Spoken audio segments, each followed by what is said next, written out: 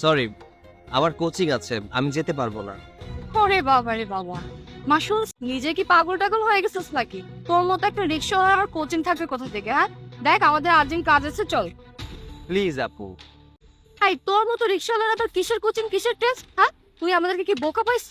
তুই দেখছিস যে আমরা অনেক বড় লোক, তাই আমাদেরকে এগুলো বলতেছিস না? 2-3টা কাজ আছে।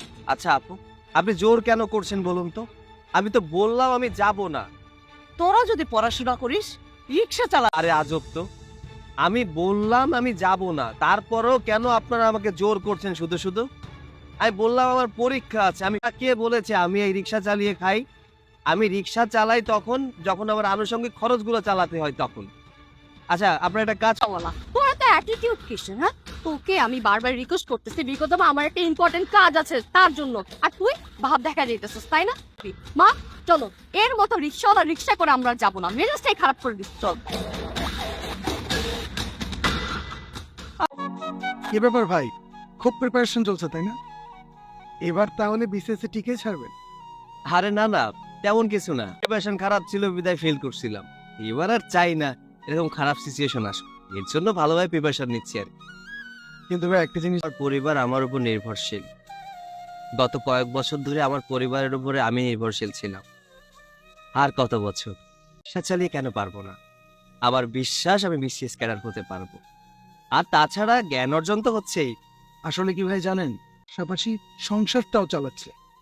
আর আপনার যে বিশেষ ক্যাডার হওয়ার একটা জেদ, এই জেদটাকে আমি অ্যাপ্রিসিয়েট।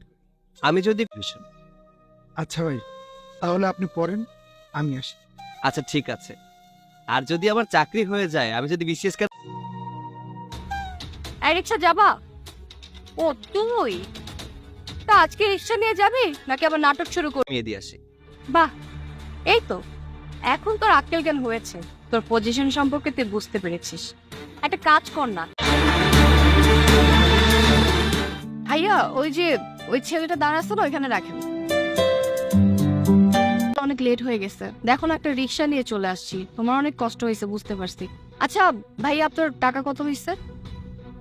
আরে ভাই, তুমি রিক্সাওয়ালা বলছো, উনার যোগ্যতা সম্পর্কে তোমার কোনো আইডিয়া আছে? উনি খুব তাড়াতাড়ি বিশেষ ক্যাডার হয়ে যাবে, শুধুমাত্র ভাইবাটা বাকি। আর আমি না উনাকে অনেক সম্মান করি। তাই নাকি? আমি নিজেও দেখেছি ওনাকে পড়াশোনা করতে। আমি তো ভেবেছিলাম যে উনি একজন রিক্সা। আসলে আমার বাবার স্বপ্ন ছিল আমি বিসিএস ক্যাডার হব। বাবা মারা গেছে কয়েক বছর হলো। ভেবেছিলাম অন্য কোনো কাজ না করে শুধু পড়াশোনা করব, কিন্তু কি করব বলুন তো? সংসারটা আরো তো টাকার প্রয়োজন, তাই তো পড়াশোনার পাশাপাশি রিক্সা চালাচ্ছি। আসলে ভাইয়া আই এম সো সরি, আমি বুঝতে পারি নাই সে চালাচ্ছেন পাশাপাশি পড়াশোনা করতেছেন, আর আমি আপনার মতো একটা মানুষের সাথে কত জঘন্য আচরণ করছি। ভাইয়া প্লিজ আপনি আমাকে মাফ। এই নিন আপনার 20 টাকা, আমি আমার ন্যায্য পাওনা নিয়ে নিয়েছি।